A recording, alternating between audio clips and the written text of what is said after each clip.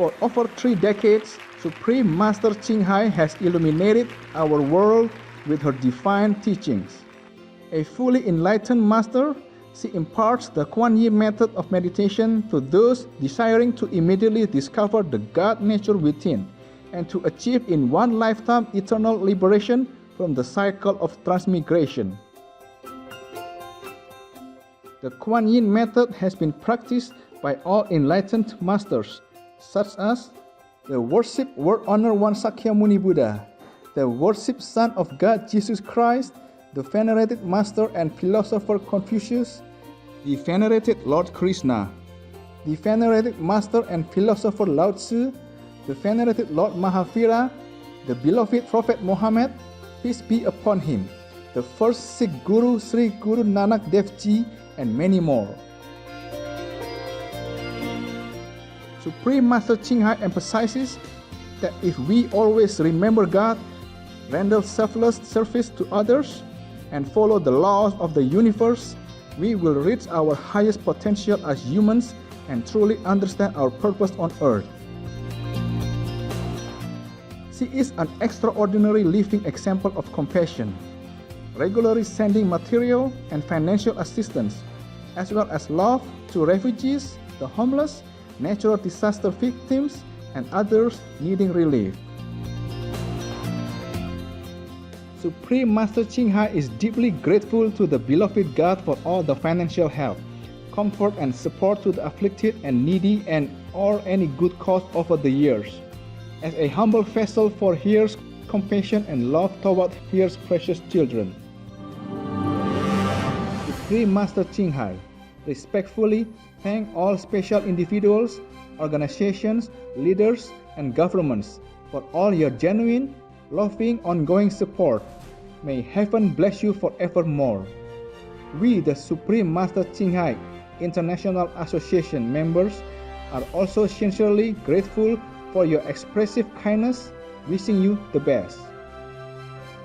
Supreme Master Ching Hai receives love and recognition from various organizations, media, governments, and individuals, as well as many awards from them, such as the 2006 Kusi Peace Prize, considered the Nobel Peace Prize of the East, the World Spiritual Leadership Award in 1994, the Mahavir Award in 2008, February 22nd and October 25th, both proclaimed as the Supreme Master Ching Hai Day, an honorary citizen of the United States, etc., and has been honored throughout the years with numerous other awards and accolades for her outstanding philanthropic and humanitarian deeds.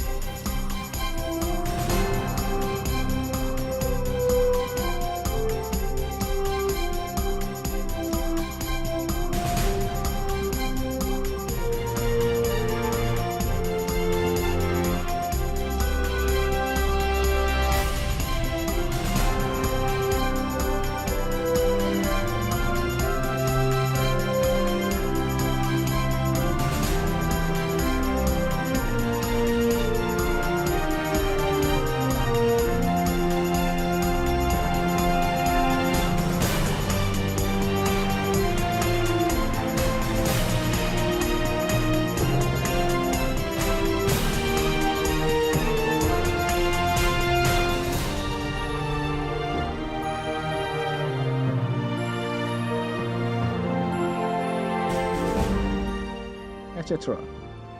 We apologize for not being able to show many other awards and honors for lack of space and time. Supreme Master Ching Hai respectfully thank all special individuals, organizations, leaders, and governments for all your genuine, loving, ongoing support. May heaven bless you forevermore. We, the Supreme Master Ching Hai International Association members, are also sincerely grateful for your expressive kindness, wishing you the best. A true voice for our beautiful animal friends, Supreme Master Ching Hai promotes the peaceful and loving plant-based diet and infusion with humanity's awakening to the sacredness of all life. A tranquil and glorious all-vegan world where animals and people live in blissful harmony.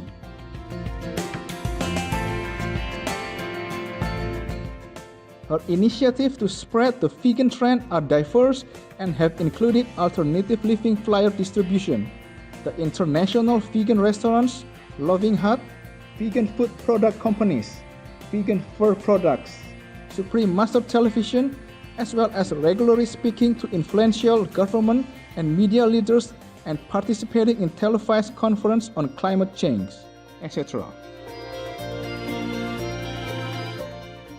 Whether we are aware of it or not, her efforts have had an enormous influence on global awareness of the animal-friendly lifestyle and how this benevolent way can bring lasting peace among nations, while saving our planet from climate change and disasters.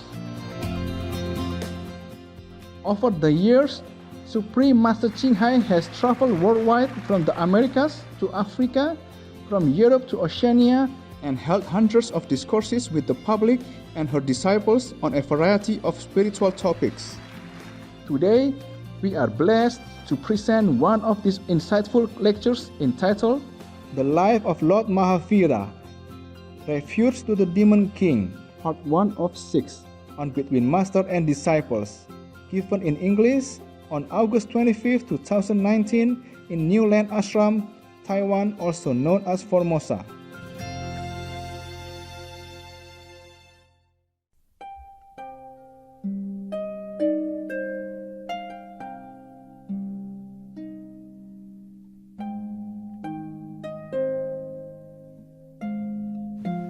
Hello.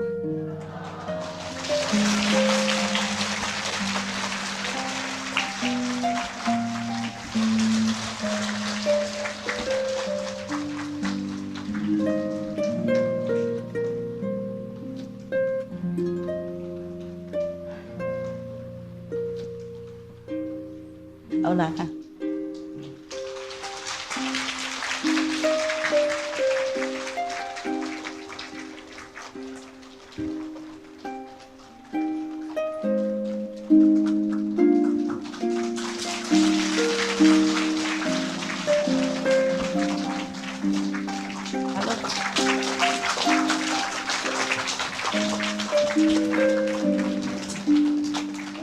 哎呦，啊，难得，从哪里来？大陆，全部都大陆。OK， 还可以吗？阿弥陀佛，菩萨保佑。第一次看到。是第一次来。我高兴看到你们来，哈，等你们来吃饭的。今天我们又请多3位，太好了，哦，高兴，啊。越来越好了呢。OK， 今天好刺激。Hi, how are you guys? I think I drink a little water. If you don't eat anything, you drink water also good. Okay, has a lot of nutrition inside. Really, in the air also, the water, the sun, everywhere has nutrition. Just our body cannot absorb it, not. Habitually absorb these things. Yeah. Very good. Something, not just water, lemon. Good for me. 谢谢光临了，两位。When you became a monk or nun, you have different name. And first of all, you shave your head. Yeah. And afterward, you can grow back. It depends on the order. Yeah. The Hindu monk, they let their hair grow also. Because if they wander around, they don't have money to go to the barber shop, and they don't have equipment to shave their hair, so they let their hair grow. So if you see a monk with long hair, don't think he's not a monk, okay? Or a nun, yeah. Some monks and nuns in India, they don't wear any clothes. Really, zero. Don't think any negative thing about them, okay? Still need to take reverence, because these things they do, you cannot. You cannot, yeah? At least they're strong, okay, in their determination to find the truth. By doing that, whether or not they find the truth is another question. But still, their strong will, their determination, their thirst for the truth, make them forget everything, forsake everything. That's enough for you to revere them, okay? And to help them with whatever you can, okay? I always make offering to monks and nuns, whatever order, Catholic, Hindu, Tibetan, Buddhist, Jain, Muslim also, okay? If I know, I always make offering, yeah. Very respectfully, with love also, and wish them well. How's Mongolia? Good? Good, very good, Master. Yeah, wonderful. Every country good, yeah? Yes. USA, France, USA, Australia, somewhere? No? Oh, why you sit so far? Mexico? Yeah. Costa Rica? Yeah, Korea. Today I read you another story. I have a note. I will read it after or in between. Now, we know Lord Mahavira was the most ascetic monk that we have known up to now. Yeah?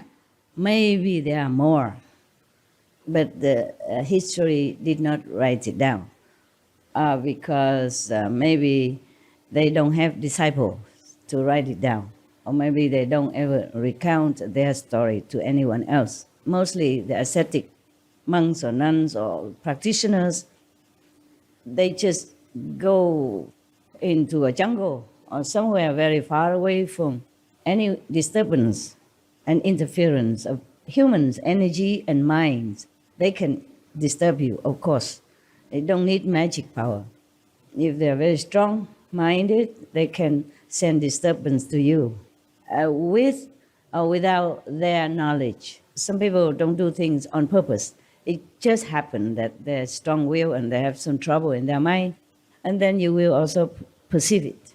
That's why most of the monks and nuns in the old time, they go far away from the city. Yeah, maybe they live together, or maybe they live alone, but they don't chitty-chatty all day long. They live together because they have the same ideal, same direction, yes, of practice. They wanted to know the truth, yes, and they try it their way. And I told you many times, several times before, that if you follow the Buddha's teaching and you became a monk or nun or even lay person at home by yourself, and you follow the precepts, then you will also be liberated. Even the Buddha is no longer in the world. But the Buddha is always in the world. His body, physical appearance, only left our eyes, our physical eyes, our physical perception. But the Buddhas, the saints, never leave us, okay? They are always around, helping us. If we are sincere, then they will help us. Not because they discriminate the sincere one and the not sincere one. It's just because if we are sincere, we will purify ourselves with that determination and sincerity. And then we have no border around us, around our magnetic field. So the Buddha can easily bless us and help us to uplift the Buddhas or the saints. Don't think I'm preaching only Buddhism. The saints. Buddhas mean saints of the highest order. In these shadow worlds, they sacrifice everything for us. And they help us all the time, just that we don't know it. And we cannot perceive it because we are blind, deaf, and ignorant. But because we don't see them, mostly we are blindfolded by our karma, ignorance, or whatever ambition we have. So we think the Buddha has gone to Nirvana. He has gone to Nirvana for sure. But he has never left the world at the same time, okay? It's just the terminology saying that the Buddha has gone to Nirvana, or this saint and Jesus have gone to heaven is not true. Because they are saints, they are Buddhas. They always have compassion and mercy for all beings, the suffering in this world and any other worlds in the shadow universe. So they linger, they left some connection. If we pray to them earnestly, sincerely, without any low motive, for noble purpose, they always respond. The sincerity makes us pure, and it's easy for us to receive. Like it's raining, the rain doesn't discriminate the bushes from the rocks, from the earth, or anywhere, or good or bad person. The rain just rains. But if we are inside a cover, then we don't get the effect of the rain. Or the sun also, when it shines on everybody. Yeah? It doesn't think, oh, this person is bad, that person is good. Even if a good person stay inside a house, then the sun also cannot reach. That's all, okay? Similar to Buddhas and saints. They're always around. They're always with us all the time. We rejected them. Not knowingly, but by our actions, our thoughts, and our speech. When not pure, not sincere, or harmful, then we obstruct ourselves, as if we reject the blessing of the Buddha, the saints. All the saints since time immemorial, whether or not they incarnate on the planet in a human body or invisible, or they live forever. For example, like Babaji in the Himalaya, whether or not they live forever in the physical body or in the invisible manifestation, they always thinking of us and wanting to help us. That's the only thing they do, helping all sentient beings. It's just that sentient beings cannot always perceive it or receive it fully because of obstruction of karma, ignorance, all kind of false conception or thinking. So in any situation, when you're really desperate, just pray. Pray to the living Buddhas or the past Buddhas. They all will help. You are never alone, unless you choose to be. You choose to be, meaning you don't need any help. You don't believe in any Buddhas, any saints, any gods, anything. Then of course, but the Buddhas are still standing by. The saints are still standing by in case you turn around. They never leave us, okay? Don't worry that you're alone. You're never alone. Worry about yourself, about your karma, your mind, your ignorance, your own stubborn nature. Some of you cannot come to the new land for some reason. Do not blame anyone except yourselves, okay? Not even your families or your friend who obstructed you. Blame yourself only. There are something within you that you have not discovered. You must take any opportunity to go deeper inside you. Because if things sometimes go easy, we think that we are okay, we're good. No, truly. Only the discerned eyes can see that we have problem. We ourselves sometimes cannot. Just like the jewelry, like diamond, only the expert eyes can see is real or fake. It has a flaw or is it perfect. You know that. Nowadays they have magnifying glasses, which also helpful in some way. But it doesn't beat the expertise of the trained eyes. So master, saints, Buddhas see all this, but they do not mind. They only feel sorry for us. But feeling sorry for us doesn't mean it helps us in some way. We are the one who must help ourselves. Similar to some of us, when we practice even Kuan Yin method, and we arrive to some special stage, as I told you in Suragama Sutra, many different states that we arrive to. Do not feel proud, because when you feel comfortable, that is when you have trouble. The road is long. Always have to pray for the master power to help you, okay? And all the Buddhas, the saints, to help you. Otherwise, you will fall. Kuan Yin method is the safest one. The Buddha said there are 84,000 methods of practicing. Why did the Buddha only recommend Kuan Yin method? The inside sound, you know, the original sound and the original light. Why? Anybody knows? A fan? Pen? Souvenir? No? You pretend you don't know all the time. You always try to make me feel good, like I'm the only one who knows everything. I pretend I know something. I pray to the Buddha to enlighten me, to tell you. Many methods, very arduous, you know, very difficult to practice. And one of the methods is very, very common to you, very well known to everyone, from animals to humans, but very dangerous to practice. That's the thing. That's one of the methods, one of the 84,000 methods, that very, very rare being taught and very difficult to practice until perfection. Which one? Anybody happen to know?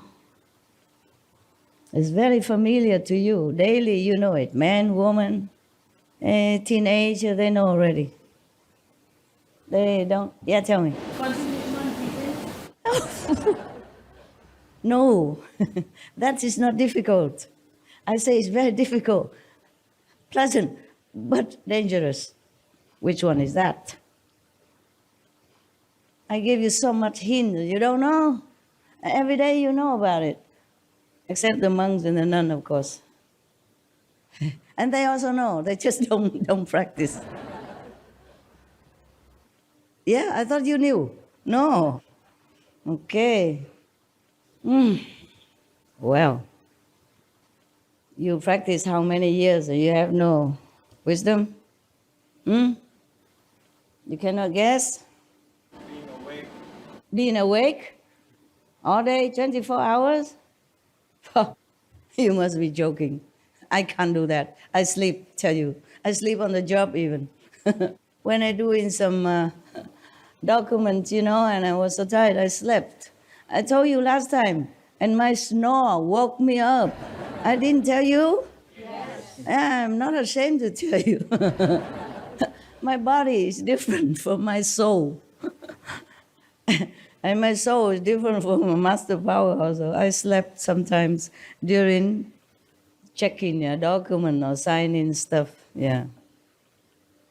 At least I don't sign when I sleep, and that is something good. Okay, I make sure I sign when I'm awake.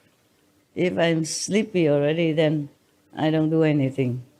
Either that or I go eat something, and then it wakes me up also. Because after eating, you forget the sleepiness, you feel the taste of the food, and after that you must go brush your teeth quickly. After eating, you must brush your teeth quickly to protect your teeth. Then, by the way, you also wash your face because you brush your teeth and the toothbrush foam go all over you, and then you wash your face, then you're awake. Also, okay. So nobody knew? Huh?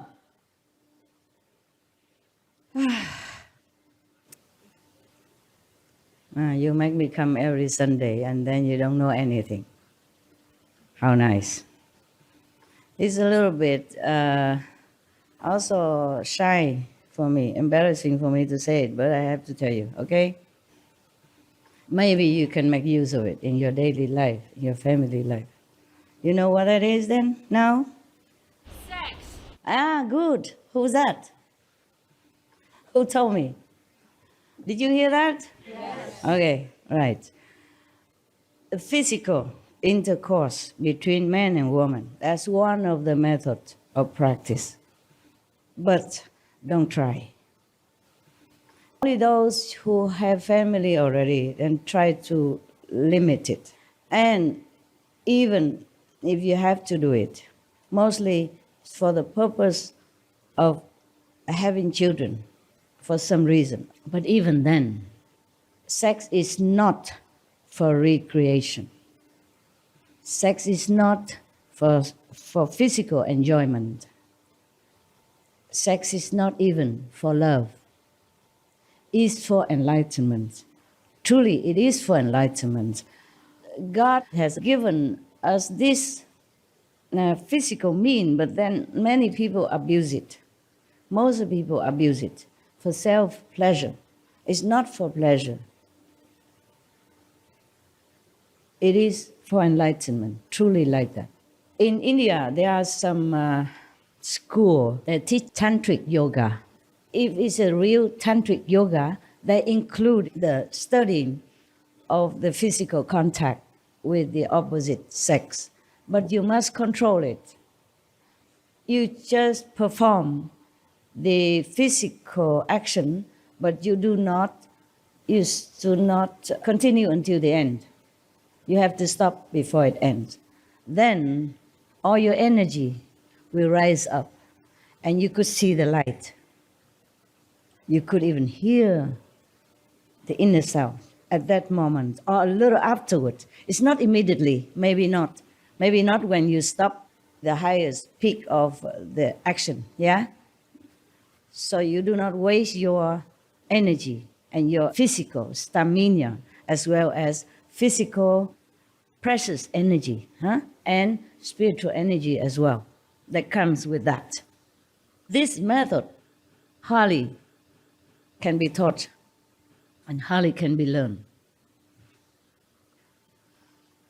But if you want to try, you can. If you're married, you can try that. See how you feel afterward. Then you can believe what I'm saying. Okay? You can see the light flood into you or flash into you. Hear the sound, overwhelmingly strong and beautiful. But it doesn't last forever, because it's difficult for you to remain in samadhi after that. You still feel very exciting. You still feel this arousal of some sensation and desire. Just you put it under control only. That method hardly found any good master to teach. Some so-called teacher and master make use of that for problem, for abusing the pleasure of it. I have met one. I didn't try anything with him, please don't think nonsense. He was a Tibetan monk from England, but he studied with a Tibetan master. The master was probably good, maybe was good as well. But his wife staying behind in England and teaching this method after learning. And then he told me that she's not really teaching it. She's just making use of that for her own desirous pleasure. And that, he told me, influenced him, affect him even all the way to India. I forgot all this long time already, but now I talk about this, I remember this incident. I met him in Dharamsala, where the Dalai Lama resides, and many monks, nuns, schools to teach monks and nuns and lay people about Buddhism. Yes, it's a beautiful place. And all the hills are covered with rhododendron when it's time. All the hills are covered, beautiful, beautiful places. I could stay there forever because the house, they are very cheap. Actually, it's a mud house, you know, and many holes on the wall, the hole on the roof. You have to find a corner where the rain cannot come in. But the scorpion and snake can still come in and sit with you. Maybe they wanted also to become Buddha. Same direction with me, so they did not bite me at all. Sometimes I wake up from sleep or somebody, I have to remove them carefully. Don't try that. If you go to Himalaya, you want to remove them, you bring a bag with you for the snake, okay? Snake, they like to crawl in the bag. They won't harm you if you give them a bag. But with a stick, long stick, okay, and open the bag with the other end of the stick and slowly let him go in. Use your mind to tell him, please come in there. It's warmer, it's nicer, it's better there, it's safer. If you have this mind power. Otherwise, just wait patiently. Don't move too fast. And the scorpion is easier, you know. You can use a small cup or something and put him inside and slide a piece of paper or cardboard underneath and put him in a big rock. They like that. Same with centipede. Yeah, same with all these kind of insects. They will not harm you. Well, I hope. I hope. They did not harm me, but I'm not sure, okay, about others. They did harm the person next to me. As I told you before, I slept on top of the mud house, the roof, and there are several of them also. There's one lady, a young girl next to me. Oh, they beat her in black and blue. We rushed him to emergency quick.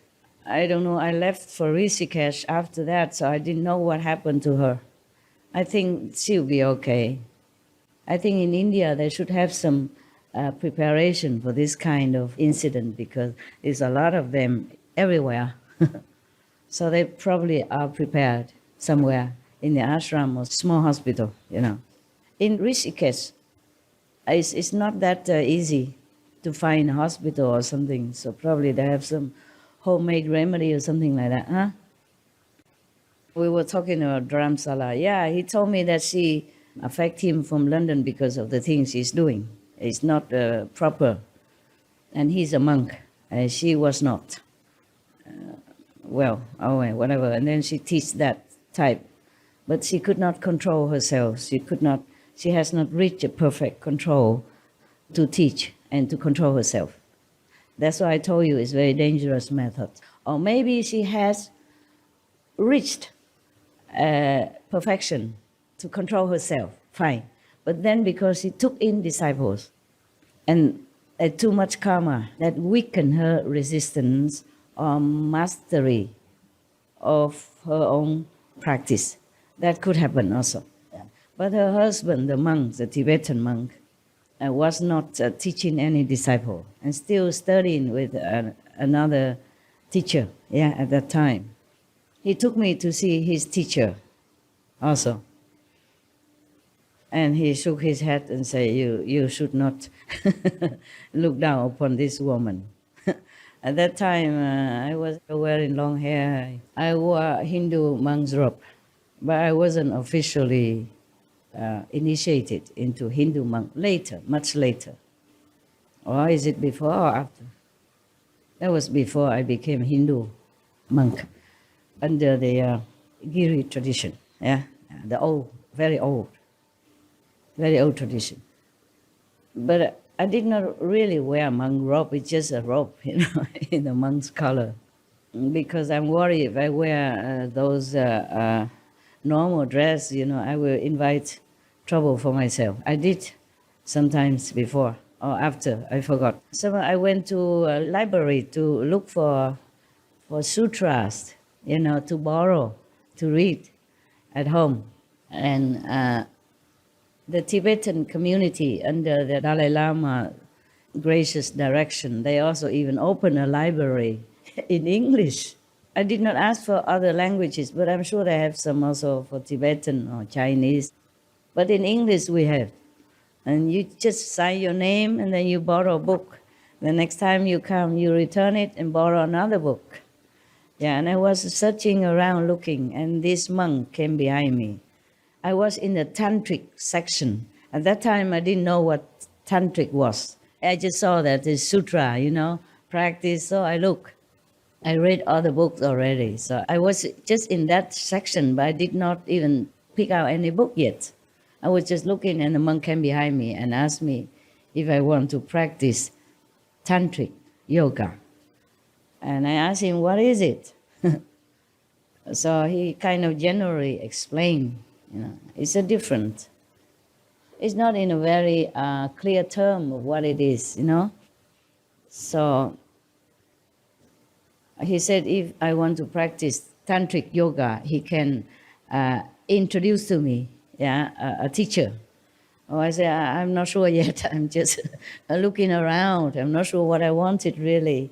First, I have to study what it is in order to know whether or not I like to practice it. I'm Buddhist, I told him. I'm Buddhist and Catholic. I told him that, both.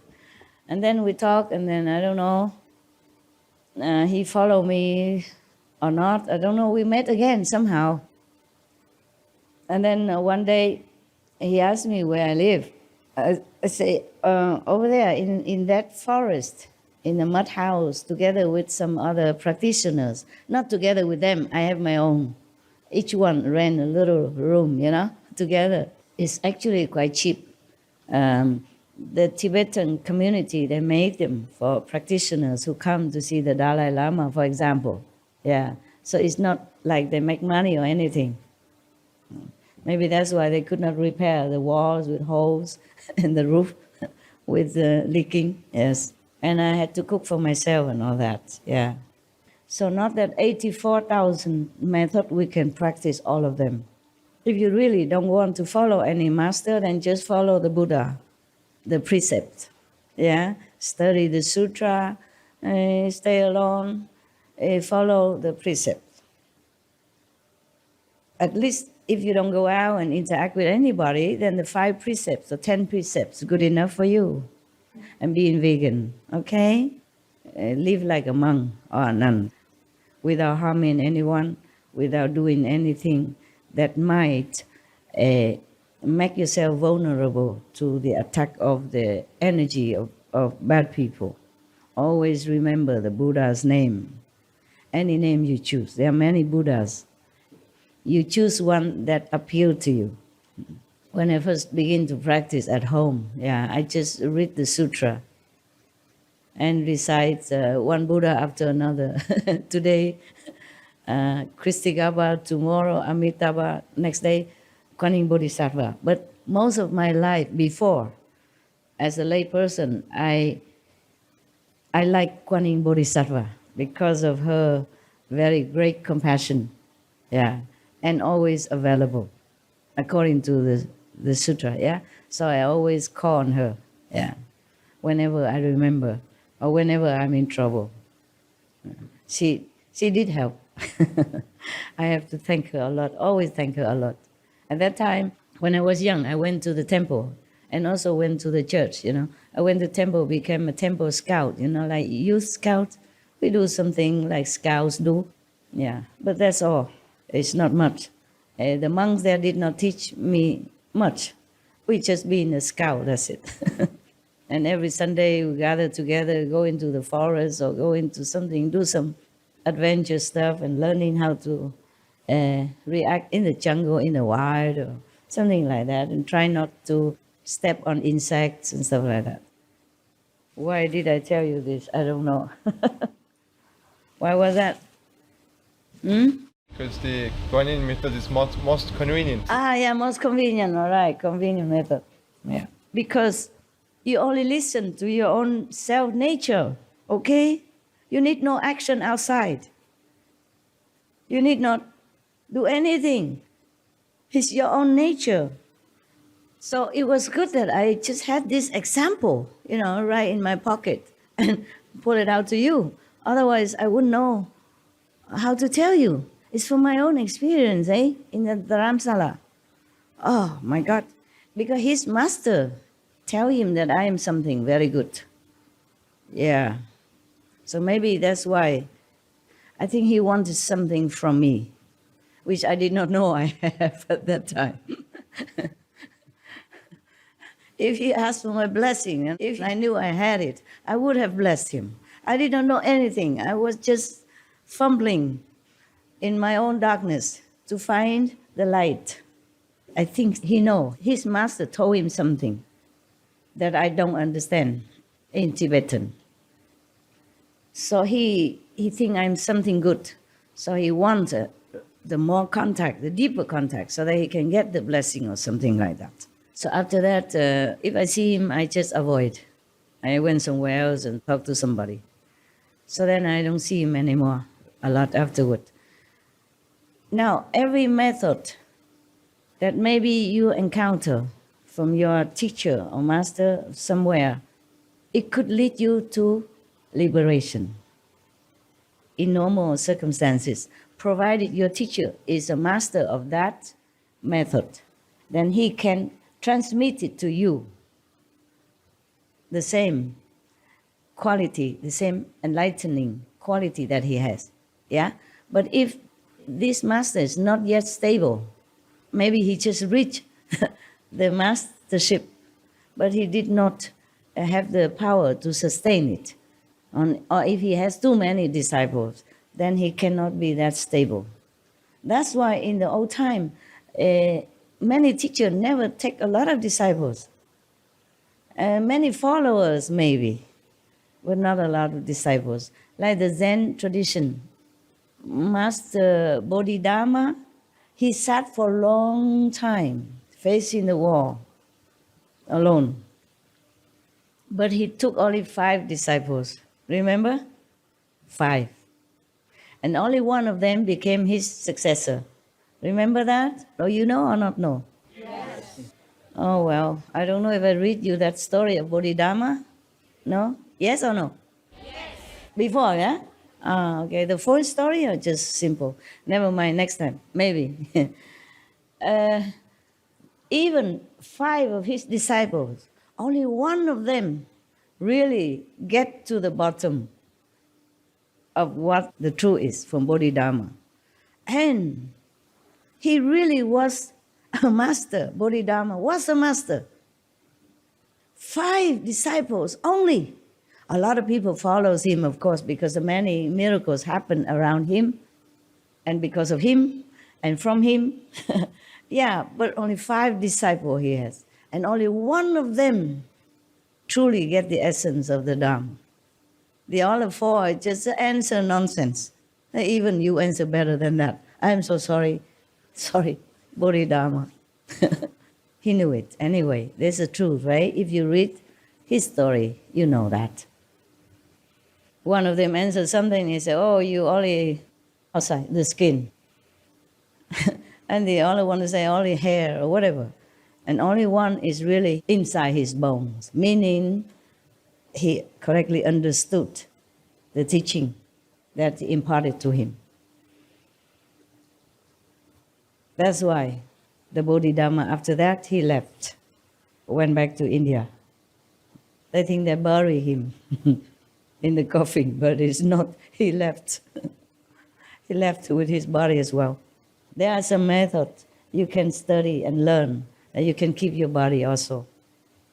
And you can come in and out of heaven as well, at will. Even the normal astral king can teach you that, how to keep your body and take it away anywhere you want, without people seeing. And normally, some people can also disappear, like disintegrate into the air and you don't find them, or hide themselves behind the sun rays, behind the wind, behind the air. Yes, can do all that. Just take long time to practice. I had all that. I had to forsake it so that I can do what I'm doing. Actually, in original spiritual term, we don't call that magical power. The magical power are from the lower level, from the 3rd level, 2nd level to the astral level. That's what we call magical power. But higher than that, we call them wonders. Wonders. And the master of higher level, they have 6 wonders. Like they can disappear They can go through walls. They can unlock the door. They can fly in the air. They can make fire, flame, for example, like that. But these look similar to the astral level magic, but they are not. Because if the master had to use it, she doesn't owe anything to the astral world. But the normal magicians, like some of the magicians, you know, right? They practice them. They owe this power to the astral world or the second world, mostly astral world. So they cannot be liberated. If they use their power, they stay within the control of the astral hierarchy. So that's why the Buddha Shakyamuni, precisely, forbid his disciple to use any magical power, because he knows they learned it before they met him, and they can only learn it through the astral master. Some astral beings can come to this world for a period of time. I told you already, I think in Hungarian retreat. Yes? Okay. And then they can teach you also, if you're good to them. Truly like that. Some fairy, angels, gods from a lower order, they come. And if you help them in some way, whether or not they tested you or you just help them because you are kind in their need while they are in the physical body, then they can repay you, very amply, So you hear many stories before, like a poor person helps somebody in need, and suddenly that person say, okay, I give you 3 wishes, 3 boons. Tell me what you need, and I give it to you, etc., etc. These are not just fairy tales or housewives' tale. They are true story. Okay, maybe add in a little bit salt and pepper here and there, but they are true story. Okay, you could even meet some astral being or second level being or third being on the street. You would never know. You would not know, because they look just like us. Yes. They can manifest themselves like a human or animals or anything they want, trees. Yeah. When Guru Nanak was young, he slept under a tree. And one of the observers noticed that the tree shade keep following him because the sun is shining on him and the sun keep moving. So the tree shade keep moving to protect him. Yeah, for example, like that. So the best is that you don't care who is who. Respect everyone. I myself personally respect all of you, all of people outside, all the worst disciples that I ever had also. If I have to take care of them in some not gentle way, please understand. They need that. Okay? Just like you have children at home, sometimes they're too rough, too mischievous. You have to use some ungentle way to trim them. Because you never know. As a disciple, you think you're perfect. Or at least you think you're okay. You're not. Many of you are not. Okay? 64% of you are good, I said to you. Good meaning not harmful to me. But the other percent are quite a handful. Because they think they're okay. But they do not realize they are not okay. Yes. They do not realize it. They did not mean to be even proud or arrogant. They truly think they are okay. But there are things they do, things that they thought, concept that they have, action that they perform are not okay. But according to them, they think it's okay. Thus, making more and more trouble for themselves and for me to have to take care. Okay? So these so-called initiates or disciples should reflect inside. Find more time to meditate, to really check inside yourself. Not check me or check your neighbors or your fellow initiates, but check inside yourself. have this opportunity not to be too busy, going to retreat or going to group meditation, going to do charity work or anything, just take care of yourselves. Be good to yourself so that you can climb up together with other people. As I told you before, I wasn't ashamed to have told you that some of my so-called disciples are still at the hell level. Did I tell you that? Yes. Yeah. At my own expense, I told you that. Okay? And I try a lot still, but they still, some of them have not came out of their own slumber. Okay, huh? So please, this is difficult for you to know who is who. Yeah? Heavens know, and they always tell me. Okay? Even if I don't see it, they tell me. They point out this, that. And even tell me the names. So you do not think that you're alone in bad or good situation. We are transparent to the whole universe. Okay? There's nothing we can hide, really. Not to talk about people who has magic or who has this clairvoyant eye that they can see your aura to know what kind of people you are. Okay? Your magnetic field says everything. Your aura says everything. Not to talk about that. Talk about invisible beings, the heavens and hells even. They see you all. There's nothing we can hide except ourselves. It's good we have this body so we don't see too much. Otherwise we'll be too scared or too sad. Sometimes people say ignorance is bliss because of that. Don't ever think that you are something, okay? And don't ever always think that maybe the person who you trust or you love are really perfect. Not necessary, okay, huh? Yes. Because sometimes the person you are so-called maybe in love with, okay? That cannot be helped because you may be enemies, past life. Then love at first sight, chup. Then don't blame me if the lover cannot come to New Land. It's for your good also, as well as good for everyone else here. Because you cannot see it. You cannot see it outside. He look the same like you and could even talk sweetly and maybe volunteer to do many hard jobs. Nothing like that counts in the eyes of heavens. In the eyes of heavens, saints, only the inside counts. Okay? Just like we practice the Kuan method. We practice only inside. Nobody see that you practicing anything.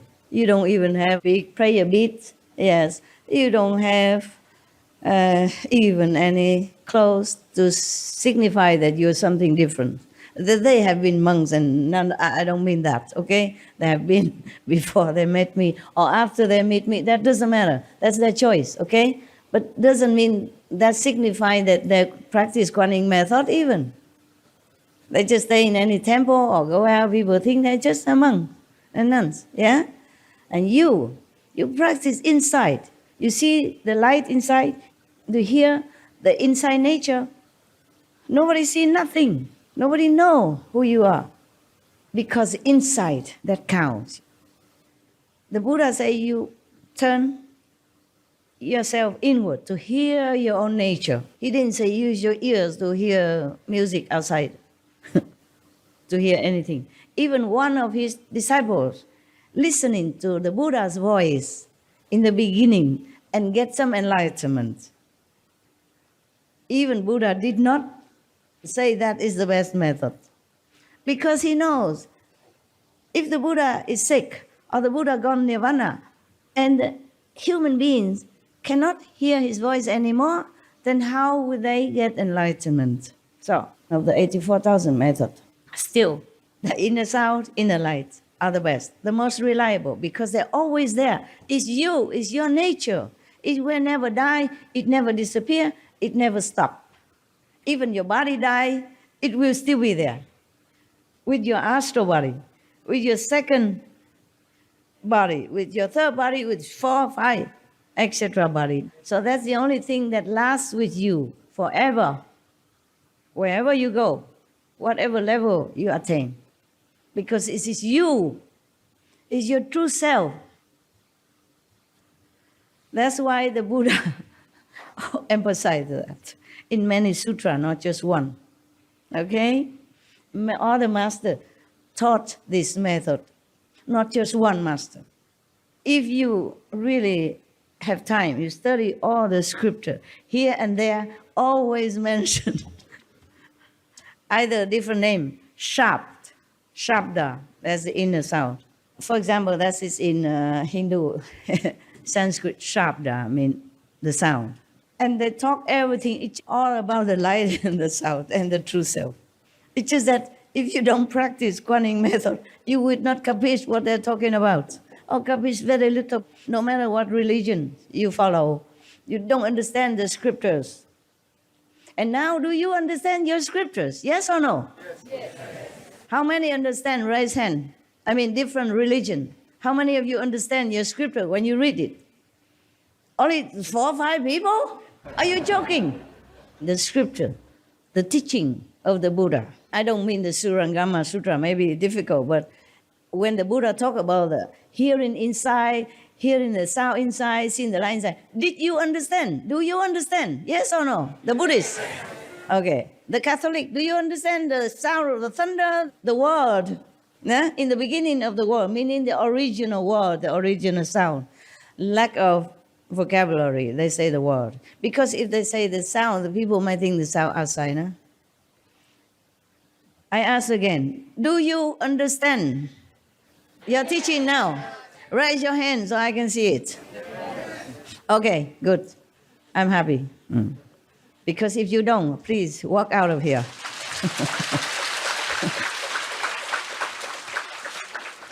Because up to now, if the people who practice many years still don't understand the Buddha scripture, I mean some simple one when he talk about only the light and sound and self-nature, then please just walk out of my greenhouse. My palace, yeah. Oh, God. Or the Christian even, if you don't understand Jesus talking, even if they censor a lot, they cut a lot already, still here and there you find it.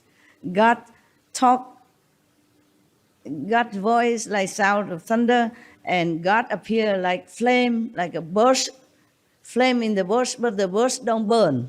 Huh? Yeah, thing like that. My God. Okay, I know. I'm not all well, but when I'm talking to you, I'm very energetic like that. I'm all in. Nothing else in my mind. Nothing, absolutely nothing, except this, except you and the present moment. Lucky I'm not running for president of any country, hey? Yes. Yeah. I beat them all.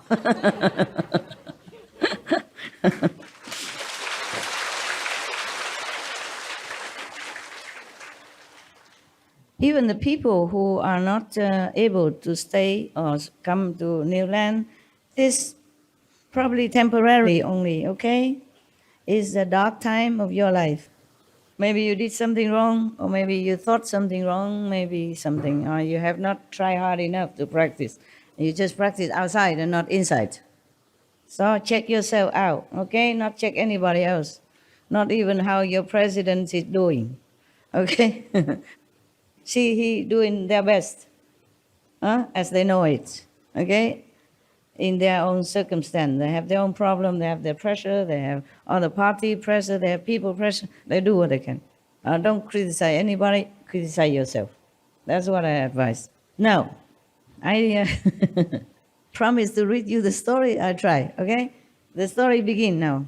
Next story concerns giving refuge to the demon king. Imagine that. The demon king came and took refuge in Lord Mahavira because they know who's who. This is only the 6th year, half the time of his, complete practicing. Of course, the Lord Mahavira did not know or did not think or did not promise that he will practice asceticism for 12 years. But in the book, it says so. So only halfway through, the demon king already came and took refuge in him. The demons, they know. Even if they are demons, they know who is who.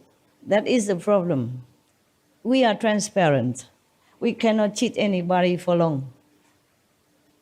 And even if we can, we will have to pay heavy price for that, soon or later, this life or the next. The law of the universe will not spare anybody, no matter who you are.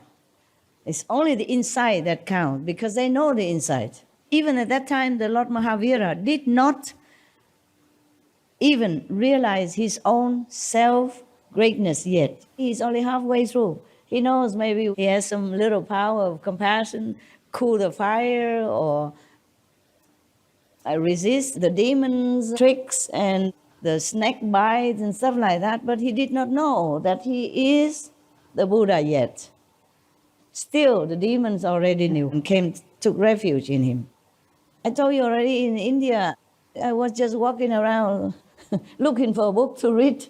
The Bhagavad Gita is very famous. I want to know, what is it all about? I just want to read that book. And people already come follow me, want to be my disciple. The reluctant master on the Ganges River had to teach, because promised already. But he had very good experience. He has absolute faith. So I came back some years later. He said, "Oh, my great big guru coming." Big guru, I'm only so small. 1 meter, less than 50 something. My big guru coming, my great guru coming. Everybody was looking. Who is your big guru? Oh, a small girl.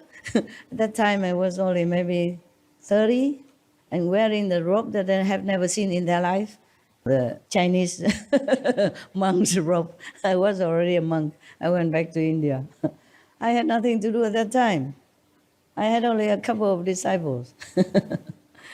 If you are destined to be in the public eyes to teach people, you cannot run away. I didn't know anything at that time. My level was not all that high. I didn't know I was going to be a master or anything. But even one of my teacher, one of my master at that time, he knows. He has a vision, and he told his secretary, his assistant, he told me, after he died, there will be a woman who come and take over. And she told me that. But of course he didn't tell me it's me now. I said, "Oh, that's nice. I wish I know who she is." And she don't tell me nothing.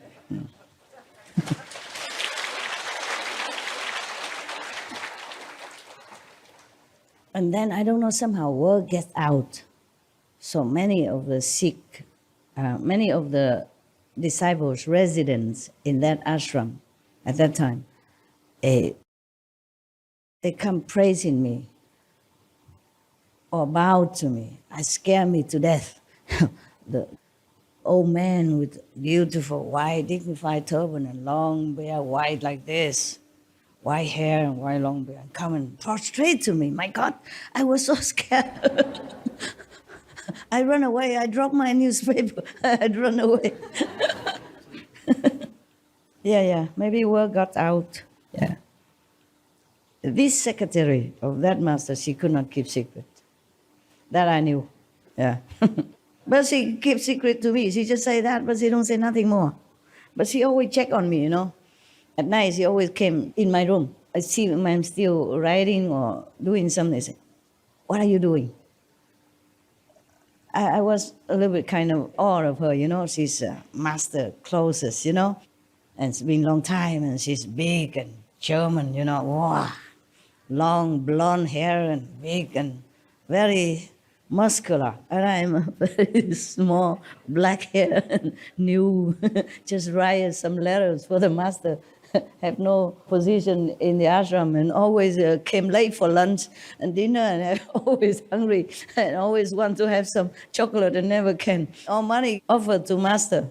I thank God for that, but I had no money. to buy even a piece of Indian sweet. When you don't have enough food, you will crave for sweet. Make sure you eat enough, okay? Don't be too ascetic because you need this temple, okay? You need it. You need it. Just don't eat for greed and gluttonous reason, but eat enough so that your body function, okay? So they can use all the energy to concentrate on the inside. Because if you don't eat enough, your body craves for something. Your mind is busy thinking of food, and you can hardly concentrate. The Buddhas and his Sanghas are different. They live in different time. Okay? At that time, there's no pollution, not much temptation, not much of the so-called civilization that can bother them too much. Okay? They don't know what Mercedes is, so they cannot even want it. The best is just to sit in a horse car. Everybody has that. Or a horse, even the best horse is just a horse. Okay, look like every other horse outside. It's not much to tempt you. Being a monk at that time, they must go out for alms. That is a normal procedure of that time, okay? Otherwise, the Buddha could also ask his father, the king, to supply him and his monks all the things that they need and more. But he wanted to follow that tradition, old tradition of monks and nuns. The monks and nuns in India, the Hindu, they still do that. They still wander around so that they don't feel attached to any place. And they receive alms whenever they have. If they don't have, they just go hungry. I don't know what method they practice. But if you want to practice asceticism, then just follow that, okay? If you want to practice Guanyin method, it's a different method, okay? Asceticism, you have to forego many things. You have to wear only one pair of clothes, or two maximum. One to wash, one to wear. And you eat only one time a day. Whatever is given to you, you eat. That is a different method of practice, okay? You practice the method of asceticism. You will also arrive at liberation from the three worlds. That is a lot already. I mean, you go to the fourth world maximum, okay? And maybe there, Buddha, Bodhisattva, saint will help you to climb up more slowly. But you are liberated from the three worlds, and that is for sure. If you follow the monks and nuns' practice of asceticism, okay? You must not want anything. You must not ask for anything except what's given to you. If not given to you, you just keep quiet. And you don't have a house. You don't have an abode of comfort. You must go somewhere alone, maybe a thatch hut if somebody builds it for you, or in the jungle, alone, under the tree. Then you will reach liberation. And you study the Buddha Sutra. Remember Buddha all the time.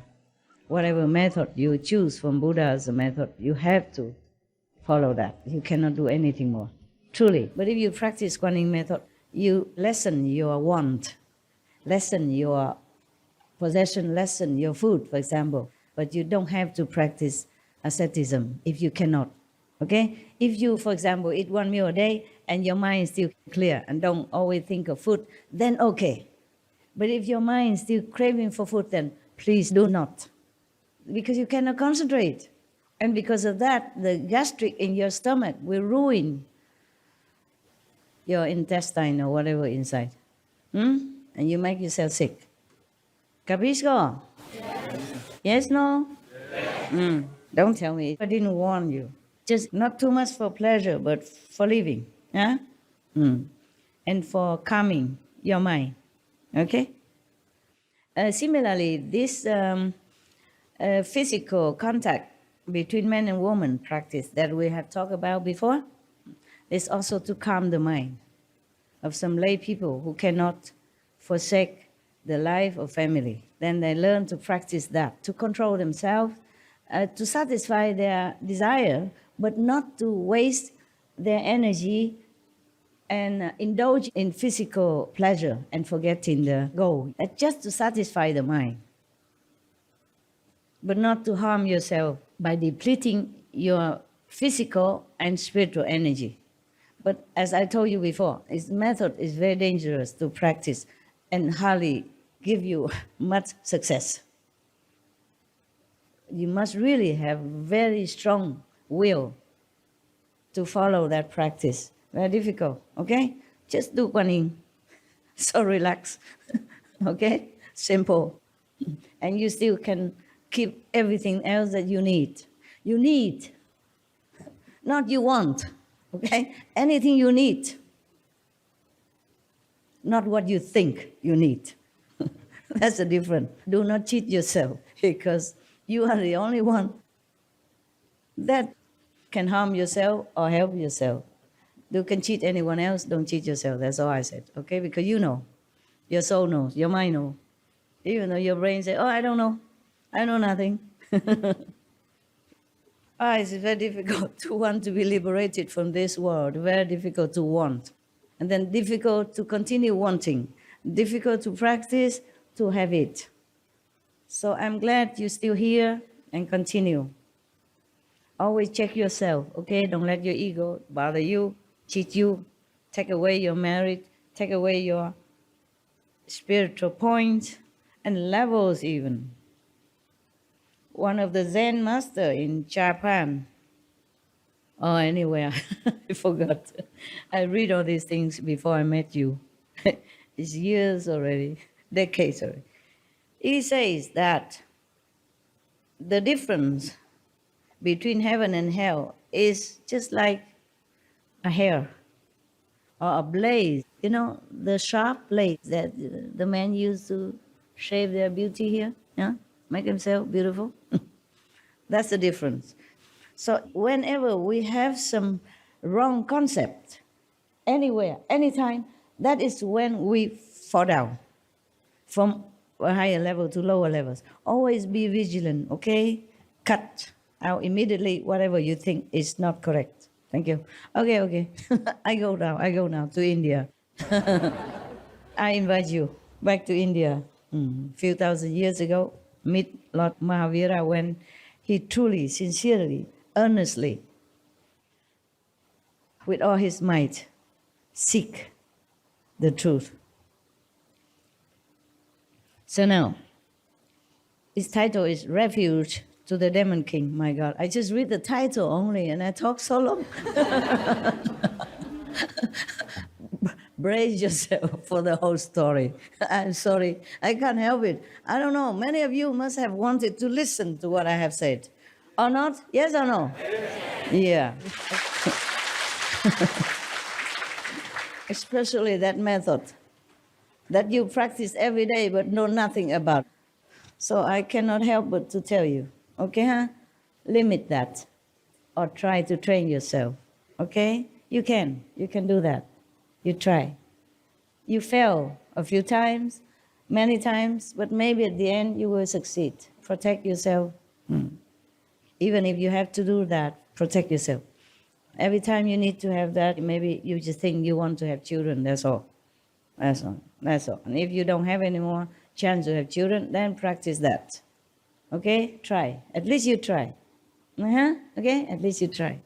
So even in such a moment, you still remember that your purpose is enlightenment. It's difficult, but you can try. You're tough. You Kuan Yin practitioners, you can try.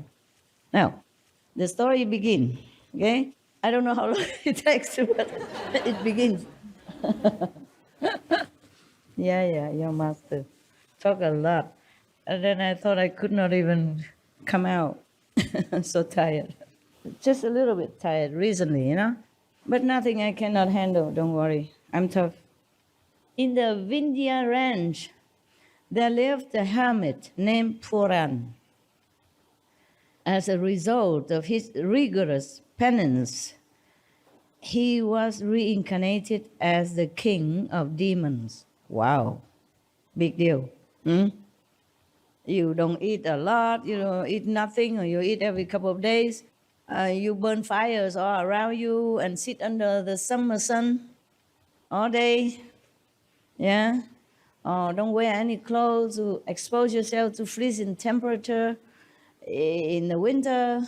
or hang yourself upside down for days or weeks to come, and then you can become demon king.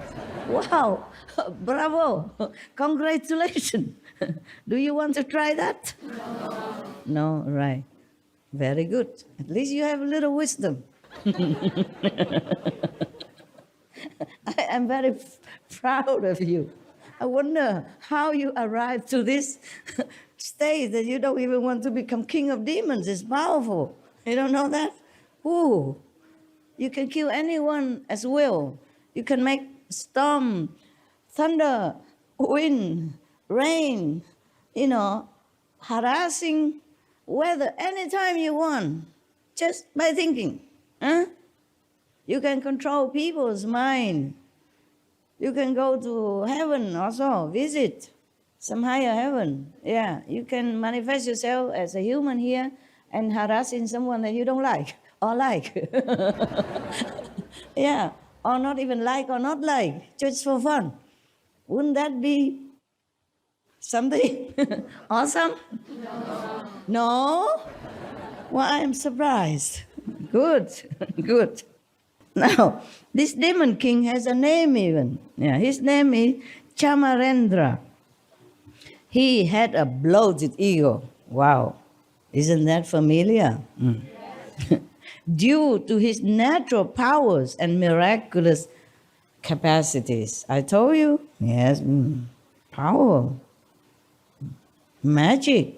Well, when through his demonic perception, he came to know that the king of gods, Sakrendra, had more glory and luxury. His ego was hurt. There's a bigger God, yeah, higher God. Yeah, the more you practice or the more you do penance or meritorious deeds, the more power you have. The more power you have, the higher rank you will get in the hierarchy of heavens. There are many different heavens, okay? So this king of demons, he felt very jealous with the higher God who has more luxuries and more glory. Yes, more retinues, more citizens, more power to govern in heaven. So he feel hurt. His ego is hurt actually, because if he doesn't feel he's a big shot, he wouldn't have feel hurt, right? So if he felt he's a big shot, deserve more, that means he has big ego. Now, this guy, this is the king of demons, he prepared to attack the abode of Sakrendra, the Saudam Vidman, with his demonic arsenal. You heard a story that heaven and astral being sometimes have fighting, yeah, all the time, yeah, often, yeah. And sometimes heaven wins, sometimes the astral wins. It depends on what happens. It depends on how much merit the king of that heaven has, yeah, or his retinues have. That's the other thing. And also depends on how much time does this king of that heaven has to rule as a king of heaven. Because king of heaven, they have their time also. They die one day. Yeah. They have flower and decoration all over their heads. But when the flower begin to wither, one, and then another few hundred years, another one, then he knows his time is up, almost up. Then they worry a lot. They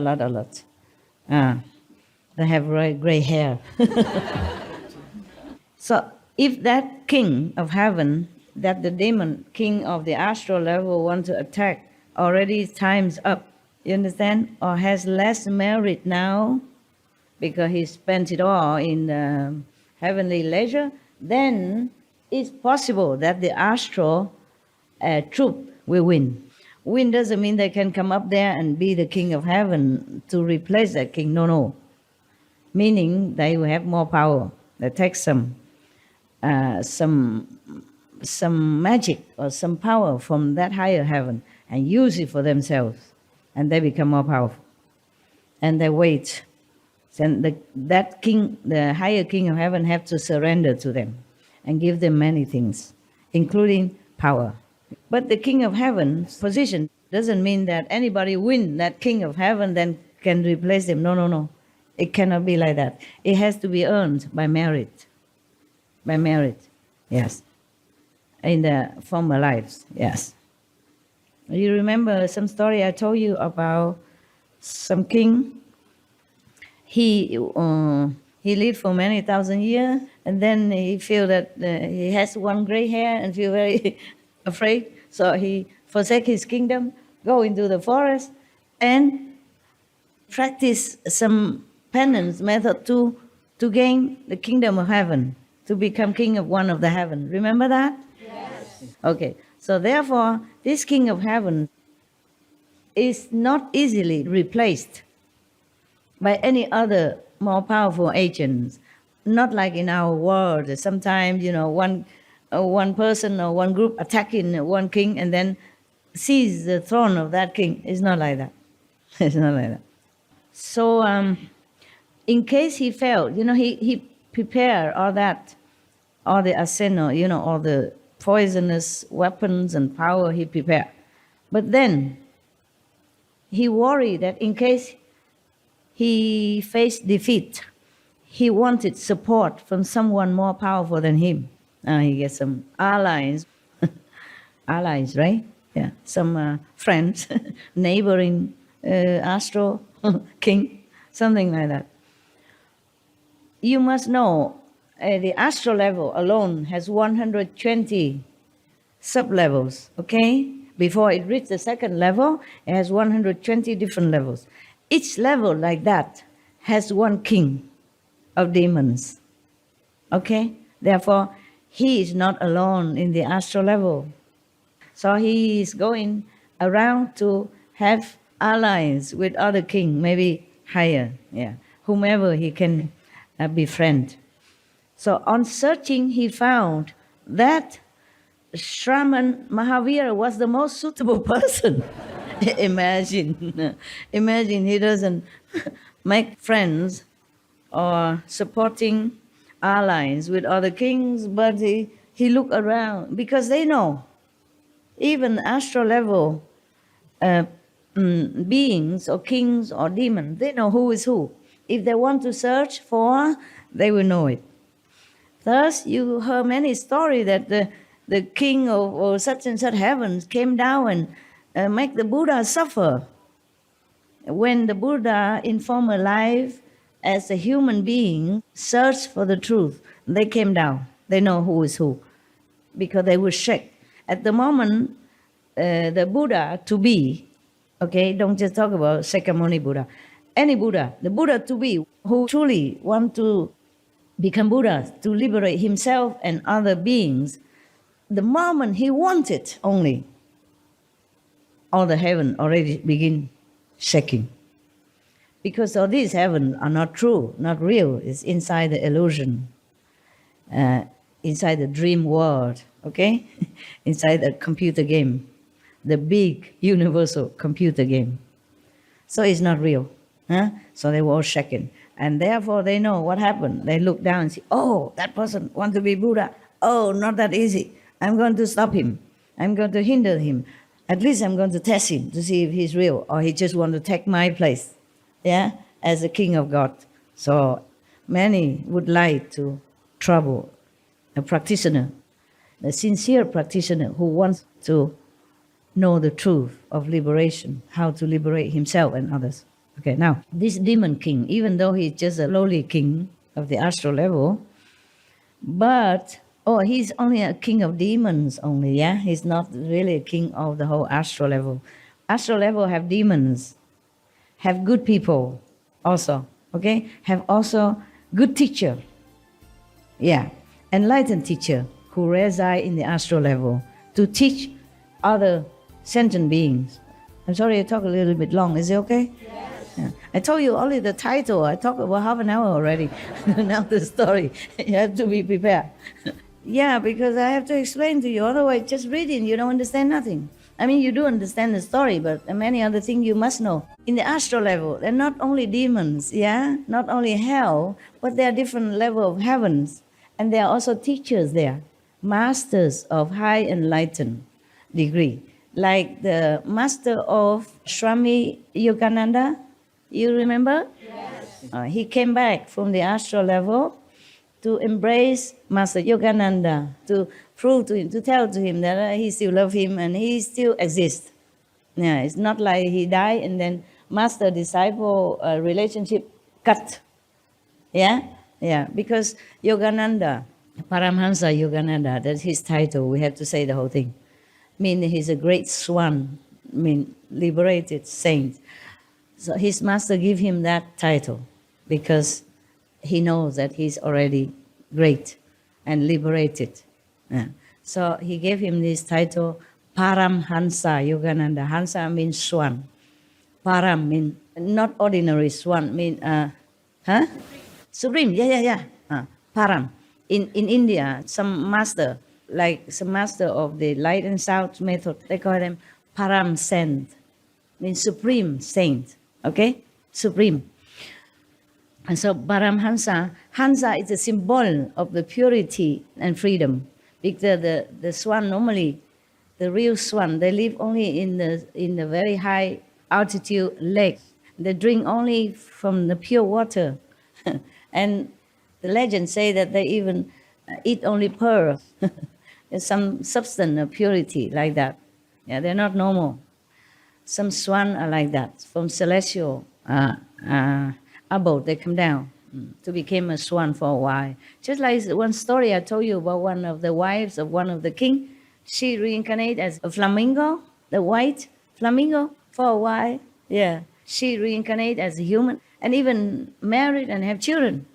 And after that, she returned back to her god husband. Remember that story? Yes. So not all animals are from karma, okay?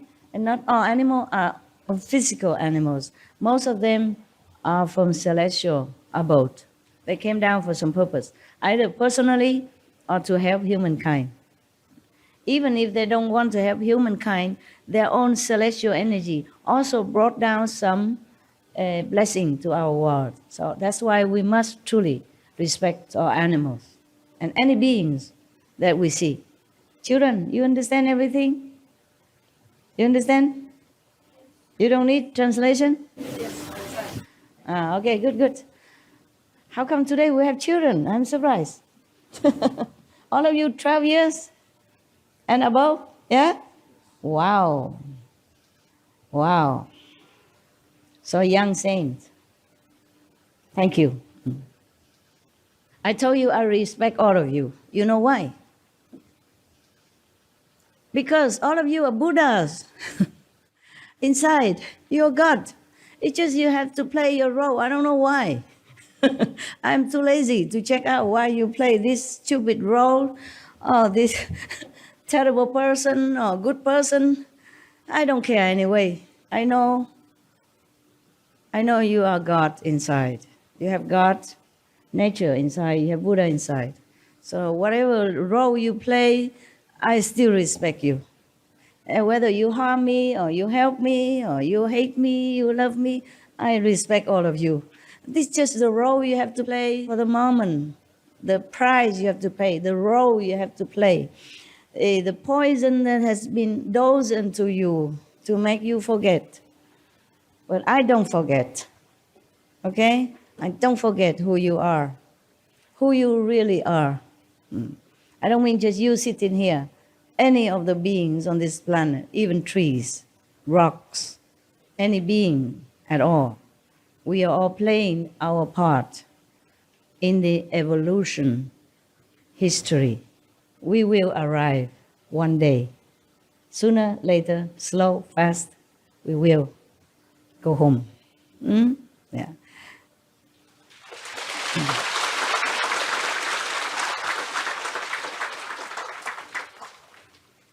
Yes, just like Lord Mahavira. By the way, I have to remember some other things. Remind me, Lord Mahavira and his karma, okay, if I forgot. Because I have not finished with the Yogananda Paramhansa. I got stuck with his name, I forgot. His master is already 5th level saint, of course, before he leave our physical world. But he is appointed to be in the astral level to continue teaching. Maybe his disciples or some good beings over there. You remember that? Did you read the story of Yogananda autobiography? You did. If you did not, please read. Please read. So that you understand more about spiritual practice and about masters and about disciples and about sentient beings, and have respect for all. I read many a Buddhist story for you so that you will finally, maybe or gradually, or one day remember that everyone has Buddha nature inside, all beings. Because remember, the Buddha has been incarnated as human, as even swan, golden geese, as the deer, as even heavenly king, as the kings on the planet, as prince, as some even shepherds, which did something wrong to his herds, etc., due to situation, or due to the karma he has to undertake in order to be there in that moment on this planet. For example, he incarnated many, many, many times, and he had to do many things even though he did not want to. His self-Buddha nature never wanted to, but he had to, due to the what? Contract sign. So not because you are a master or Buddha and you want to come to this world, you can immediately save sentient beings. No, you must make affinity with them, bad or good. Therefore, the Buddha liberates first 5 disciples are the 5 blood suckers, really, that eat his blood in the former lifetimes. But he willingly gave, and he said, I will liberate you when I became Buddha. Even then, the people who harmed him became his disciple. The first 5 are not like somebody who did something good to him, give him milk to drink, give him food when he's hungry, give him arms, give him clothes, nothing. Eat his blood. And he came back, give them liberation, the first 5. Do you remember or not remember? Yes. Did I tell you this story? Yes. All right, good. Now you know. Wow. Therefore, you should know all beings has Buddha nature, or maybe a Buddha incarnated to help you undergo his affinity mending, building, progress, or process. So all that story, not just to entertain you, must think, okay, and must digest it, and must let it become your self-realization. Because what I told you is my realization, not yours. But nevertheless, I'm trying to impart to you my understanding. Somehow you will get it a little bit. And then from that capital, you will invest, you will have more interest. You will cultivate it, you have interest. And you will have more, and you will germinate. It become a bigger portion of your being, of your understanding, then you will realize it also, okay? That's what the teacher is for, otherwise you could read books. Because of the energy of the realization that imparted to you also by talking, by seeing you, not just the words, okay? It's an invisible thing. The 70% imparting of wisdom, realization, understanding. 70% is not spoken. Speaking, 30% for your brain only. The rest, your mind, your beings, your other bodies, and will understand and take it in. Yeah, slowly you digest and make it become yours. Right. You see, I don't ever rest. Okay. At home, even when I meditate, I have a note behind me on my diary so that I can note down something that may be of interest to you. Okay. When I eat, even when I remember something or know something, I immediately put down my food, go to get some paper and write it. Yeah. Or get a phone and instruct something. I don't really ever rest. It's truly like that. Or when I'm sleeping, yeah, I have something, and I will know something, then one day I tell to you, something like that. For example, the method, the difficult, dangerous method I just told you, yeah, I realized the other day, a few days ago, that this Sunday I have to tell you. Maybe somebody asking this question at home. Because if they have family, they cannot avoid this. So I thought maybe I give you a little bit more help in this direction. So you don't have to leave your family or even your pleasure, but try to make it into some more noble purpose. Try, at least you try. Just like you practice Kuan method in the beginning, you don't see much, only at the time of initiation. But you're still trying, okay? Trying is also a kind of success, because that means you never leave the path. You're still there. Success or not, heavens will help. You trying, that is the best already, okay? Because in this world, trying is all we can. We have no power. We cannot resist too many things. We don't have enough time. We don't have enough opportunity. We don't have enough time, truly. I don't know how you do this at home, truly. Because I know I work very hard also. I hardly have time. I also very tired when I try to meditate. I understand everything that you're going through, because I'm going through the same. I have to work inside as well as outside, and doing business and paying tax, whatever you know it. Whatever you know, I know. And I also been attacked by karma, by sometimes bad disciples, sometimes bad people outside, jealousy, envy, all kind of things, yeah? Yeah, all kind of karma also. It's not like, it's not like you see me look good, smiling sweetly, telling you all these stories and wisdom. It is not like that at home, okay? It's not like that. But I learned to look good and to feel good, at least when I'm with you. And other things, garbage, I take care alone at home. Yeah, you don't need to know all that. Just like your parents normally don't tell you about the problems they face. You know, financial problem, hard time at work, harassment by bosses or by colleagues, and other kind of things. Yeah. And when you have argument with each other, you close the door, you don't let the children hear it. Yeah, so similarly, that's how I can sympathize with you, that I can bear you, and I can still sit here, talk to you. And never mind, I try my best, and you try your best. Huh?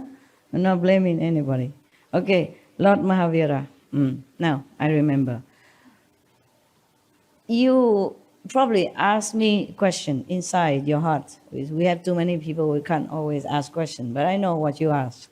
Like why? For example, Lord Mahavira only ordered to put some hot molten lead into one person's ear one time only. Why he has to be tortured by that person when he became a god in heaven so many times? Yeah, you would ask me that question. Some of you ask. Only one time. Why are tortured so many times? Because the interest. Yeah? It's just like when you do some good deeds, the Buddha say, công tử ú lèng. I mean, a lot of merit. Sometimes Buddha say 90 eons still have that merit. And some story I told you, one person even offer Buddha just some little thing to eat one time, or even stones to offer to the Buddha with all respect and sincerity, because he had nothing else to offer, or just a very dirty piece of cloth because she has nothing else to offer. But then 90 aeons always have a born with a beautiful cloth, and the cloth grow as a person grow. Yeah, for example, or life after life have a lot of richness and glory, yeah, and good position because of the interest. Just like you put money in the bank, yeah, one time, you don't touch it. If you touch it, then you will have some interest, but very little. But if you lock it up for 10 years, 5 years or more, you have lot of interest, right? You know that, right? Or if you don't know that, I can't help you. Even I know. Finally, I knew some stuff about the bank. So the same. If we do good deeds, we have a lot of merit. Yeah? So the same. If we do bad deeds, a lot of interest also. A lot of bad things come. Multifold. So Lord Mahavira came down as a human being. Must accept all this. Because this is a norm in this world. You know, in the physical world, must have give and take, must have sorrow and happiness. Cannot have only one-way street. He has to accept that before he came down. He has to do that. So that later, when he practice, when he wants to be liberated, he has to pay back multiple times, one person after another, even from one person like Shangan.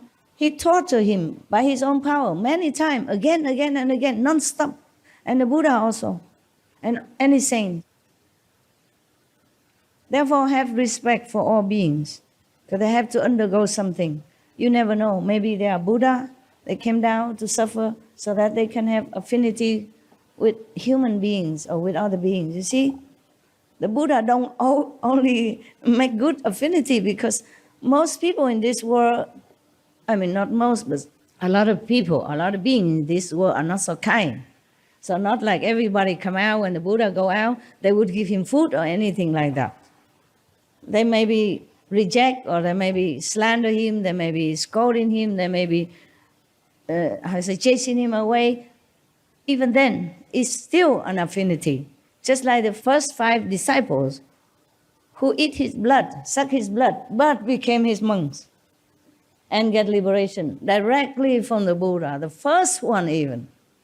So affinity that the saints made with beings, not necessarily always good, pleasant, happy, yeah, that it would be good. Then all of the master would come down.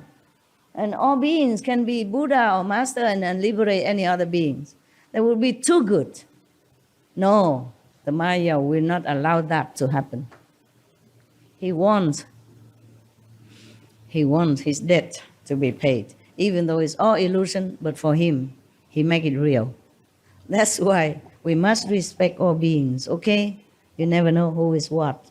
Respect doesn't mean you invite a bad person to come to your house and let him do anything he wants with you and say, oh, you are the Buddha and I forgive you, come again. Come again, make trouble for me, come again. No, it's not like that. Just like if some snake bites you, I told you many times, don't just invite him to your house and then give him food every day and sleep with him and please bite again because I know you have Buddha inside. Forgiving doesn't mean being stupid, huh? Avoid what you can if it makes you suffer pain. If you can, avoid it, okay? Forgive, but no more. So now go back to the story. This demon king, he saw that Lord Mahavira is the best suited person, maybe. At that time, 6 years of ascetic practice, he's very powerful. And he can see what kind of power he did already formerly, yeah? Encounter all obstacle and trouble, and he still overcome. So this king of demons immediately rushed to Samsamapur, one of the places in India at that time, where Mahavira was standing in meditation. I'm sorry, I don't always say Lord Mahavira because I didn't say Lord Mahavira and I just read on, I forgot. But that doesn't mean no respect. So when you address a Buddha or something in your altar or in your heart, you please say the full title, like Lord Mahavira, okay? Or World Honor One, Sakyamuni Buddha, or Jesus Christ, Lord Jesus Christ, yeah, Son of God, whatever their title, maybe, yeah, or Prophet Muhammad, and peace be upon him, with all respect. After bowing to Mahavira, he said, Bhante, I mean, brother, no? Monk?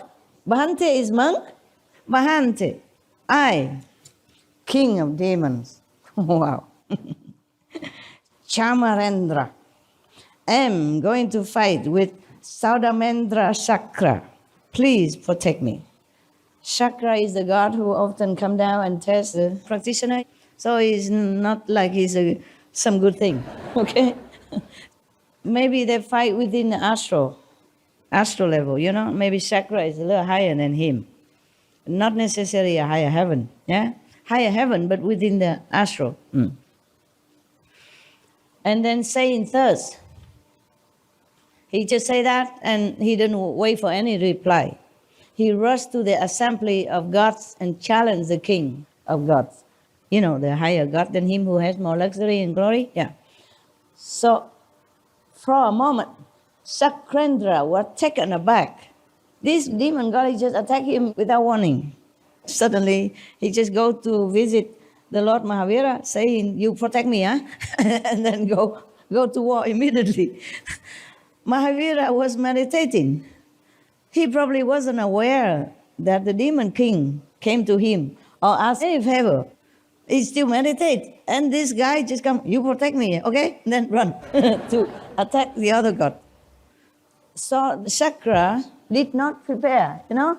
He did it too quickly. He didn't prepare. So he was taken aback for a moment. But then when he saw it was demon king, Chamarendra, he calmly lifted his most potent weapons, the Vajra. They call it diamond Vajra. Actually mean indestructible, kind of like a pestle or something. Yeah, with a round like that and then with a little handle. You can see that in some of the temple when the gods were wielding them. And these are indestructible and powerful in this world, of course. In the lower heaven world and this world, nothing can oppose that. Many of the Hufa, you know, the Dharma god, use them to subdue some naughty demons and troublesome gods. Yeah. When they see this Vajra wielded by the Dharma god, they will run away. They don't even try to see if it works or not. They know it will work. They will smash them, crush them into powder. They'll be gone with a blink of an eye. Chakra calmly lifted his most potent weapon, the Vajra, and launched it at the king of demons. As the Vajra sped in the direction of Chamarendra, this demonic king, it emitted bright sparks and thunderous sound.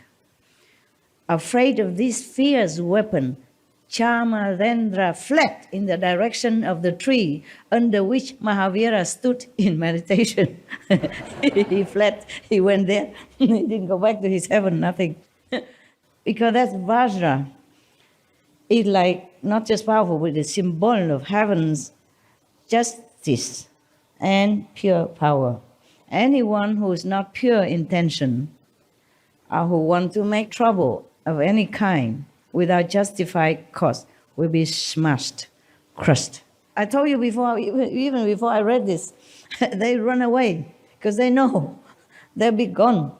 Yeah, really, smitten into dust or even into nothing. Yeah. So when Sakrendra realized where Chamarendra was heading, he became worried about any possible damage the Vajra could cause to Mahavira. So he at once rushed after fleeing Chamarendra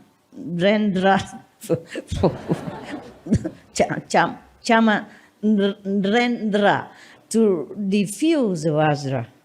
Yeah, he rushed after him not to beat him, not to crush him, but to try to diffuse the power of the Vajra that he just threw at him.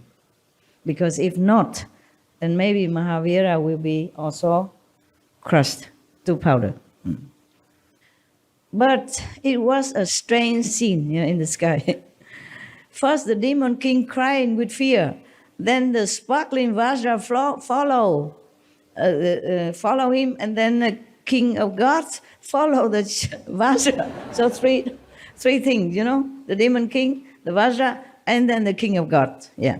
The demon king transformed himself into a tiny being and took refuge behind Mahavira's feet. So don't step on any insect you could step on any god at that time. Maybe your power is so strong, you meditate so well, some of the gods took refuge under your feet. That's why take care of the insects as well. He uttered, when he took refuge behind Mahavira's feet, he uttered, Prabhu, Prabhu, I'm under your protection. Kindly save me. Prabhu is a respecting title. You know, when you address the monk, or master? Means God. Prabhu means God. God, yeah. So, anything, Prabhu or what else? Oh, many things. Bhagwan, is all about God. At this time, he called him God now, Prabhu. But many of the monks are also addressed as Babu, okay, or Baba, or Babu, or Maharaji. Yeah. In India, they are very, very respectful and polite to practitioners, and not like in some country. Hey, you monk there, something like that. No, there's no monk over there. I'm just making an example. I don't dare pointing at them. I point at you guys. Something like that, some people don't treat monks and nuns respectfully. They should be more careful. Because some monks, they have very powerful, mind force. Maybe not liberating force yet, but mind force due to their ascetic practice and penance. Penance meaning some person or some monks or some practitioner, they doing all kind of hard practice, almost like punishing themselves in different ways. Like the way I told you before, sitting on the nails, lighting a lot of fire around you under the summer Indian hot sun, for example, like that, or expose yourself to the cold just to cleanse their sins. They think doing like that, they clean their sins. Somehow it helps, at least to strengthen your power of mind, because you can withstand all that. That means you're strong, you are determined, so you strengthen your mind power. And for that, you might have some miraculous abilities as well. So do not mess with monks and nuns and ascetic people anywhere, not just in India. So he said, please save me, Prabhu.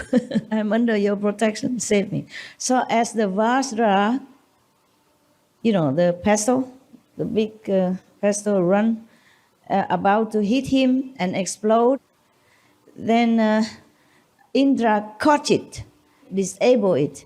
Indra, the god Indra, who was very much fond of Lord Mahavira all the way up to now, giving him cloth, praising him, trying to protect him anytime, and wanted to be his bodyguard even, but he refused. All right, so now Indra, the god, other god, the god of rain, caught it, and so disabled it as well.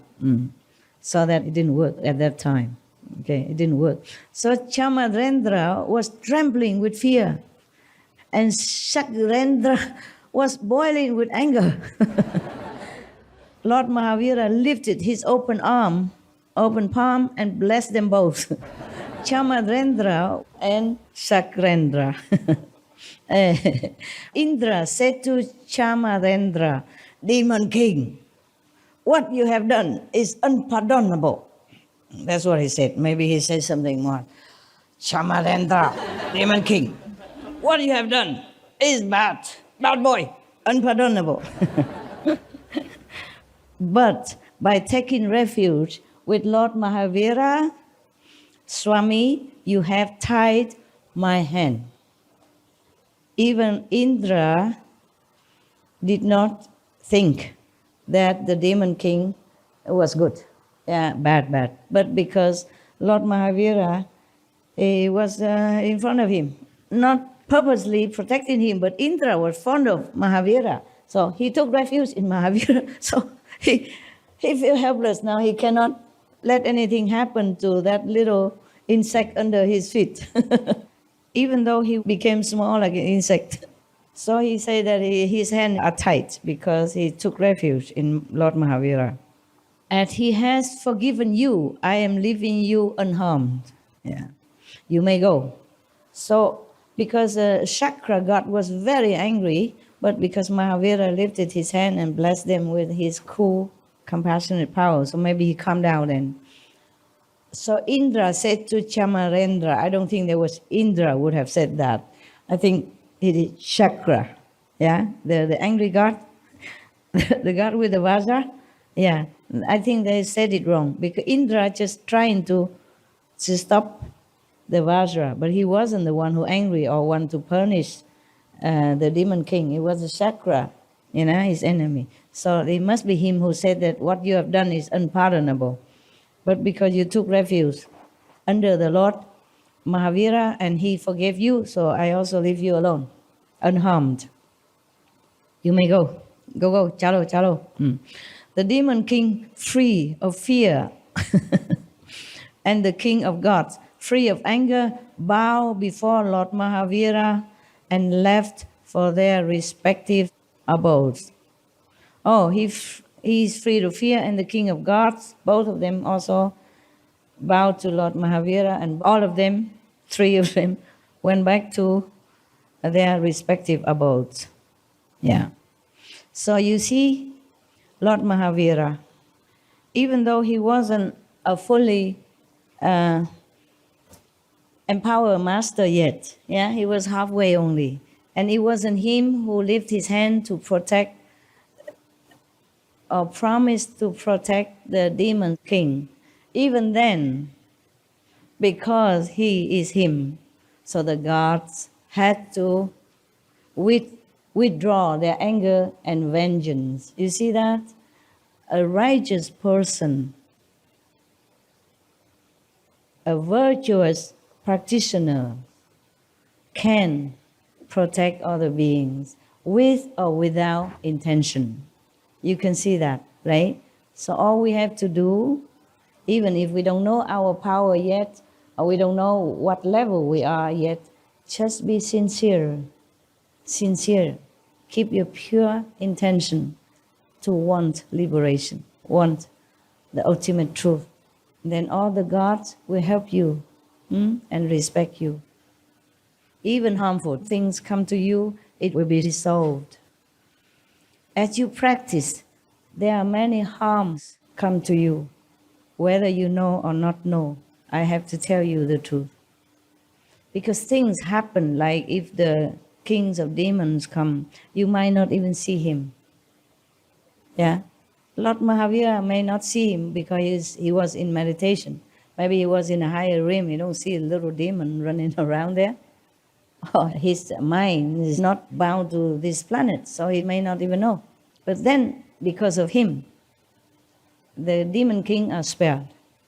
All we have to do is just be sincere.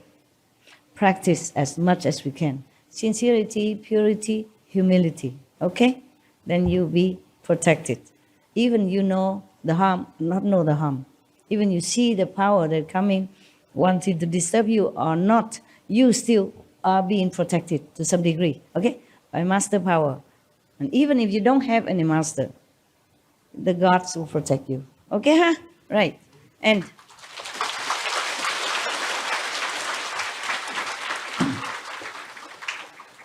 I could still talk, but I see the clock tell me stop.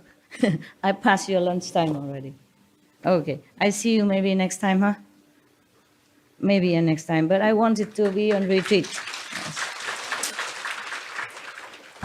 I have to, okay? I have to. This week, maybe short. Maybe I still see you next Sunday. But after that, yeah. After that, maybe after next Sunday, maybe not. You know, next Sunday, okay, and the Sunday after, maybe not. For maybe, I don't know, but maybe a couple of weeks. Okay? I'll come back.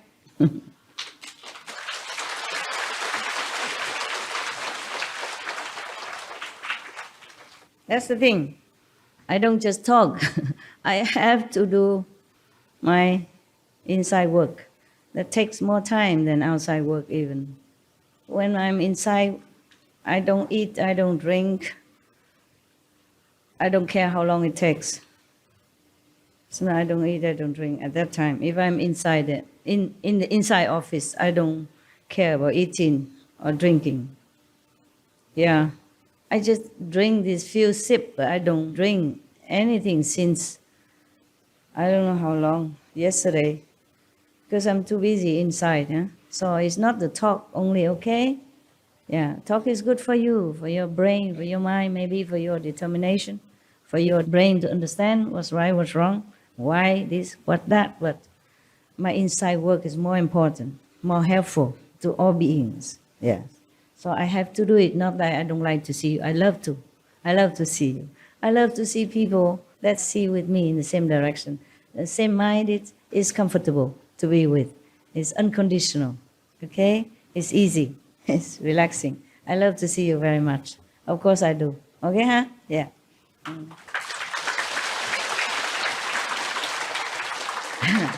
Now, I go have dinner with the monks and the nuns and the foreigners and some of the working people, okay? The SMT. And please forgive me, I cannot invite all of you, okay? Who are all of you? Initiation today, new one? Come here. Come here, small Buddhas. Hey, give me this. Oh, this is fine. Yeah? Yeah, yeah. Hey, Shaupusa. You speak English? English? Yeah, come. Souvenir, right? Yeah, welcome. And thank you for being Bodhisattva. Little saint. Wow, so many. Wow. Come here, quick.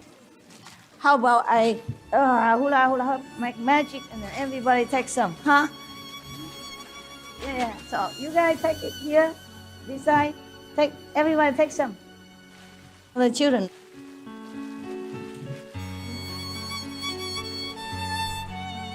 Take as much as you want. Yeah. You're welcome. You take as much as you want, okay? As much as you can have.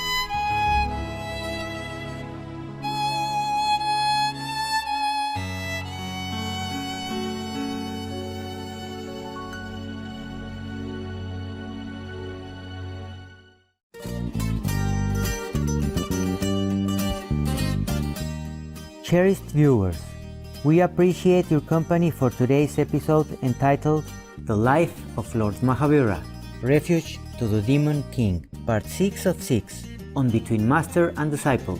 Please stay tuned to Supreme Master Television for more positive programming. May heaven grant you blessings and love as deep as the ocean. Our programs offer many languages. Please visit suprememastertv.com/schedule and suprememastertv.com/BMD.